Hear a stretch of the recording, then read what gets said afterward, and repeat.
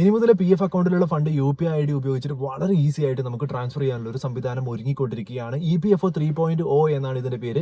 ഇത് ഉപയോഗിച്ചിട്ട് നമുക്ക് നമ്മുടെ UPI ID, നമ്മൾ ഉപയോഗിച്ചുകൊണ്ടിരിക്കുന്ന UPI ID നമ്മുടെ PF അക്കൗണ്ടുമായിട്ട് ലിങ്ക് ചെയ്യാൻ പറ്റും. അതായത് UIN നമുക്ക് ലിങ്ക് ചെയ്യാൻ പറ്റും. ഇങ്ങനെ ലിങ്ക് ചെയ്ത് കഴിഞ്ഞാൽ നമുക്ക് PF അക്കൗണ്ടിലുള്ള ബാലൻസ് 5 ലക്ഷം രൂപ വരെയുള്ള എമൗണ്ട് നമുക്ക് ഈ ജസ്റ്റ് UPI ID ഉപയോഗിച്ചുകൊണ്ട് തന്നെ നമുക്ക് നമ്മുടെ ബാങ്ക് അക്കൗണ്ടിലേക്ക് ട്രാൻസ്ഫർ ചെയ്യാൻ പറ്റും. ഇങ്ങനെ ട്രാൻസ്ഫർ ചെയ്ത് കഴിഞ്ഞാൽ നമുക്ക് ബാങ്ക് അക്കൗണ്ടിൽ നിന്നും ATM വഴി വിഡ്രോവൽ പോസിബിൾ ആണ്. ഫണ്ട് ട്രാൻസ്ഫർ ചെയ്യാനുള്ള ഫെസിലിറ്റിയും നമുക്ക് ഇതിൽ അവൈലബിൾ ആണ്. സോ എന്താണ് ഇതിന്റെ അപ്ഡേറ്റ് എന്നുള്ളത് നോക്കാം. ഇനി 3.0 എന്ന് പറയുന്ന EPFO 3.0 എന്ന് പറയുന്ന അപ്ഡേറ്റ് വന്നു കഴിഞ്ഞാൽ നമുക്ക് നമ്മുടെ ബാങ്ക് അക്കൗണ്ട് UPI ID ആയിട്ട് ലിങ്ക് ചെയ്യാൻ പറ്റും. പക്ഷേ ഇങ്ങനെ ലിങ്ക് ചെയ്യുന്നതിന് മുമ്പ് നമ്മൾ കുറച്ച് കാര്യങ്ങൾ ശ്രദ്ധിക്കേണ്ടതുണ്ട്. എന്താണ് കാര്യങ്ങൾ എന്ന് പറഞ്ഞുതരാം. അതിനു മുമ്പ് തീർച്ചയായിട്ടും നിങ്ങൾ ഈ ചാനൽ ഒന്ന് സബ്സ്ക്രൈബ് ചെയ്ത് വെക്കുക. ഇതുപോലുള്ള ഫിനാൻഷ്യൽ അപ്ഡേറ്റ്സ് നിങ്ങൾക്ക് റെഗുലർ ആയിട്ട് ലഭിക്കുന്നതായിരിക്കും. ഈ അപ്ഡേറ്റ് വന്നു കഴിഞ്ഞാൽ നമ്മൾ ആദ്യം തന്നെ നമ്മുടെ UPI ID നമ്മുടെ EPFO അക്കൗണ്ടുമായിട്ട് ലിങ്ക് ചെയ്യേണ്ടതുണ്ട്. ഇതിന് നമ്മുടെ UIN ID, UINന്റെ യൂസർ ഐഡിയും പാസ്വേഡും ലൈവ് ആണോ എന്നുള്ളത് നമ്മൾ ചെക്ക് ചെയ്യേണ്ടതുണ്ട്. അതേസമയം തന്നെ അത് ഓപ്പൺ ചെയ്ത് അതിൽ ലോഗിൻ ചെയ്ത് കഴിഞ്ഞാൽ EPFO സൈറ്റിൽ പോയിട്ട് UIN വഴി ലോഗിൻ ചെയ്ത് കഴിഞ്ഞാൽ നിങ്ങൾക്ക് നിങ്ങളുടെ ബാങ്ക് അക്കൗണ്ട് അപ്ഡേറ്റ് ചെയ്തിരിക്കുന്നത് ഏതാണെന്നുള്ളത് കാണാൻ പറ്റും. അത് നിങ്ങളുടെ ഈ UPI ID കൊടുത്തിരിക്കുന്ന അതേ ബാങ്ക് അക്കൗണ്ട് തന്നെയാണ് എന്നുള്ളത് ഉറപ്പുവരുത്തണം. അത് ലൈവ് തന്നെ ആയിരിക്കണം. അതേസമയം തന്നെ KYC വെരിഫൈഡ് ആയിരിക്കണം. സോ പാനും ആധാറും എല്ലാം അതിൽ അപ്ഡേറ്റഡ് ആയിരിക്കണം.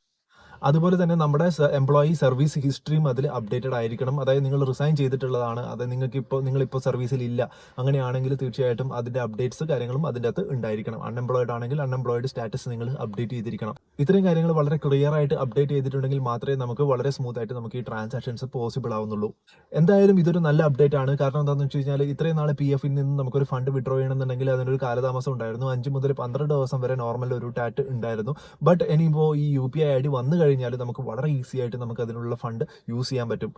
ഇനിയിപ്പോൾ PF അക്കൗണ്ടിൽ നിന്ന് എങ്ങനെയാണ് സാധാരണ ഇപ്പോൾ നടന്നുകൊണ്ടിരിക്കുന്ന രീതി പ്രകാരം എങ്ങനെയാണ് നിങ്ങൾക്ക് അത് ഫണ്ട് വിഡ്രോ ചെയ്യേണ്ടത് എന്ന് അറിയാതിരിക്കുന്നുണ്ടോ? അങ്ങനെയാണെങ്കിൽ തുടർന്ന് നിങ്ങൾ ഈ വീഡിയോ കാണുക.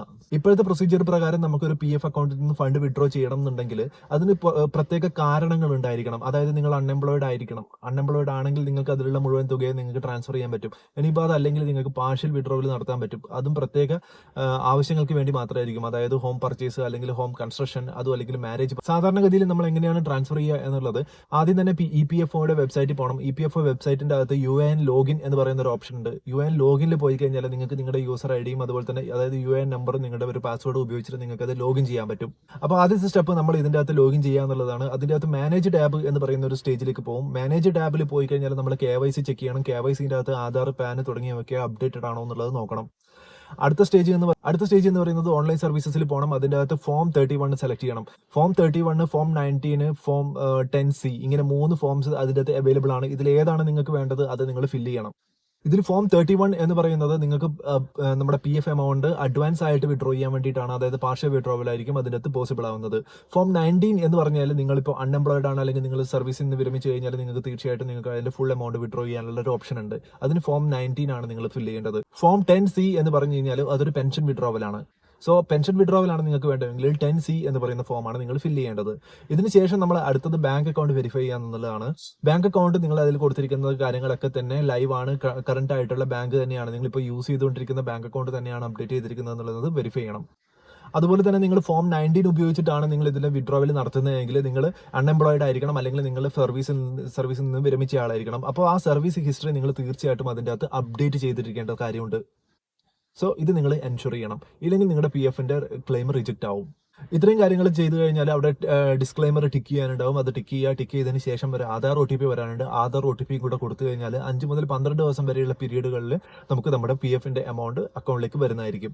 സോ ഇതാണ് നിലവിലത്തെ സാഹചര്യത്തിൽ നമ്മുടെ ഒരു PF വിഡ്രോവൽ ചെയ്തുകൊണ്ടിരിക്കുന്നത്. എന്നാൽ ഇനി മുതൽ ഈ പറഞ്ഞിരിക്കുന്ന UPI ID വഴി വന്നു കഴിഞ്ഞാൽ, അതായത് EPFO 3.0 എന്ന് പറഞ്ഞ സംഭവം വന്നു കഴിഞ്ഞാൽ നമുക്ക് വളരെ ഈസി ആയിട്ട് നമ്മുടെ ഈ പറഞ്ഞ UPI ID നമ്മുടെ PF അക്കൗണ്ടിൽ ലിങ്ക് ചെയ്യാൻ പറ്റും. അതായത് UIN വഴി ലിങ്ക് ചെയ്യാൻ പറ്റും. ഇങ്ങനെ ലിങ്ക് ചെയ്ത് കഴിഞ്ഞാൽ നമുക്ക് വളരെ ഈസി ആയിട്ട് തന്നെ നമ്മുടെ ഏത് UPI പ്ലാറ്റ്ഫോം ആണോ ഉപയോഗിക്കുന്നത് അതുവഴി നമുക്ക് ട്രാൻസ്ഫർ ചെയ്ത് നമ്മുടെ ബാങ്ക് അക്കൗണ്ടിലേക്ക് എത്തിക്കാൻ പറ്റും. 5 ലക്ഷം രൂപ വരെയുള്ള ട്രാൻസാക്ഷൻസ് ആണ് UPI ID വഴി പോസിബിൾ ആവുന്നത്. ഇനി PF എന്താണ് എന്നുള്ളത് നിങ്ങൾക്ക് ക്ലാരിറ്റി ഇല്ലാണ്ടിരിക്കുകയാണോ? അങ്ങനെയാണെങ്കിൽ അത് ഞാൻ പറഞ്ഞുതരാം. ഈ വീഡിയോ നിങ്ങൾ തുടർന്ന് കാണുക. അതായത് PF എന്ന് പറഞ്ഞാൽ പ്രൊവിഡന്റ് ഫണ്ട് എന്നാണ് ഉദ്ദേശിക്കുന്നത്. അതായത് നമ്മുടെ റിട്ടയർമെന്റ് ആവശ്യത്തിന് വേണ്ടിയിട്ട് നമ്മൾ സാലറീഡ് ആയിരിക്കുന്ന സമയത്ത് നമ്മുടെ സാലറിയിൽ നിന്നും ഒരു തുക അതായത് എംപ്ലോയറും എംപ്ലോയിയും മാറ്റി വെക്കുന്നുണ്ട്. അത് ആണ് PF എന്ന് പറയുന്നത്. അത് നമ്മുടെ റിട്ടയർമെന്റ് ആവശ്യത്തിന് വേണ്ടിയിട്ട് കോൺട്രിബ്യൂട്ട് ചെയ്യുന്ന ഒരു തുകയാണ്. അത് മാസം നമ്മുടെ സാലറിയിൽ നിന്ന് കട്ട് ചെയ്ത് PF എമൗണ്ട് എന്ന് പറഞ്ഞിട്ട് പോകും. അത് നിങ്ങൾ ചെക്ക് ചെയ്യേണ്ടതുണ്ട്. അതായത് എംപ്ലോയറിന്റെ സൈഡിൽ നിന്ന് 12%, അതുപോലെ എംപ്ലോയിന്റെ സൈഡിൽ നിന്ന് 12%. അത് നമ്മുടെ ബേസിക് സാലറി, നമുക്ക് ഒരു മാസം കിട്ടുന്ന ടോട്ടൽ സാലറി അല്ല, ആ സാലറിയിൽ ബേസിക് പേ എത്രയാണോ ആ ബേസിക് പേന്റെ 12% ഈക്വൽ കോൺട്രിബ്യൂഷൻ ചെയ്യുന്നത്. എംപ്ലോയറിന്റെ സൈഡിൽ നിന്നും 12% കട്ട് ചെയ്യും, അതുപോലെ തന്നെ എംപ്ലോയിന്റെ സൈഡിൽ നിന്നും 12% കട്ട് ചെയ്യും. ഇത് കട്ട് ചെയ്തിട്ട് PF അക്കൗണ്ടിലേക്കാണ് ട്രാൻസ്ഫർ ചെയ്യുന്നത്. ഈ PF അക്കൗണ്ടിൽ ഗവൺമെന്റ് റൺ ചെയ്യുന്ന ഒരു ഇൻട്രസ്റ്റ് റേറ്റ് നമുക്ക് ആ തുകയ്ക്ക് ലഭിക്കുകയും ചെയ്യും. ഇത് മാസം കോൺട്രിബ്യൂട്ട് ചെയ്യപ്പെടുന്നുണ്ട്.